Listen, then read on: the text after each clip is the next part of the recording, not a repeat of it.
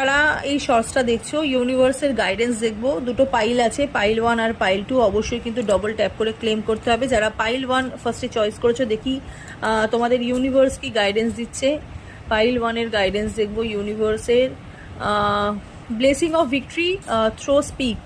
ঠিক আছে, নিজের কথার দ্বারা শত্রুকে তোমরা হারাবে এবং শত্রুকে তোমরা হারিয়ে তোমরা বিজয়ী হবে। এবং নিজের কথাবার্তার ওপরও কিন্তু তোমাদের সংযত রাখতে হবে। তার সাথে সাথে মানে নিজের কথার দ্বারাই তোমরা কিন্তু আলটিমেটলি তোমরা জিতছো। এবং পাইল 2 যারা এখানে চয়েস করেছো, গ্রুপ নাম্বার বি, চলো দেখে নিই ইউনিভার্সের গাইডেন্স।